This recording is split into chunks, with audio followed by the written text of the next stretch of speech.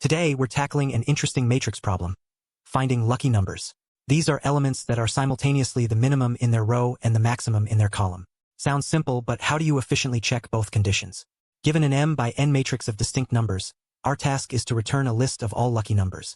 A number is lucky if it's the smallest in its row and the largest in its column. The input is a two-dimensional integer array, and the output is a list of integers. The core challenge is efficiently identifying these specific elements. A straightforward but inefficient approach is to iterate through every element in the matrix. For each element, we then scan its entire row to confirm it's the minimum, and then scan its entire column to confirm it's the maximum. If both checks pass, we add it to our result. This involves repeated work. For every cell, we're rescanning rows and columns.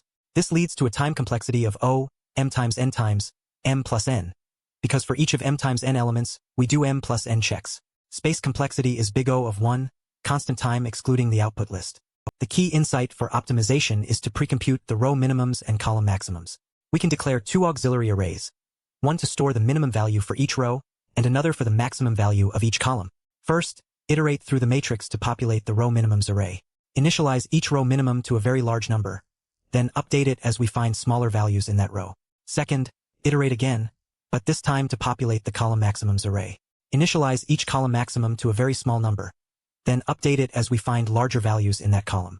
Once these arrays are filled, make a final pass through the matrix. For each element, simply check if it equals both its corresponding row minimum and its corresponding column maximum. If it does, it's a lucky number. Let's trace this with our example matrix. 3, 7, 8, 9, 11, 13, 15, 16, 17. First, we compute row minimums. For row 0, the minimum is 3. For row 1, it's 9. For row 2, it's 15. So our row minimums array is 3, 9, 15.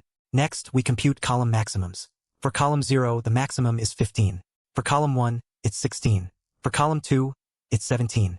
Our column maximums array is 15, 16, 17. Finally, we iterate the matrix. At element 15, we check if it's row 2's minimum, which is 15, and column 0's maximum, which is 15.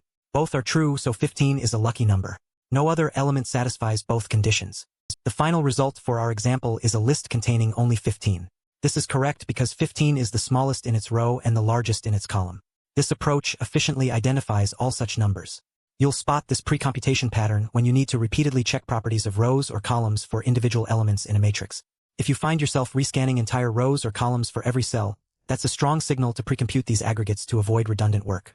The time complexity is m times n, due to 3 passes over the matrix. The space complexity is m plus n, for storing the row minimums and column maximums. This precomputation trick is powerful. Try the next problem using a similar pattern. Don't forget to like and subscribe for more efficient DSA solutions.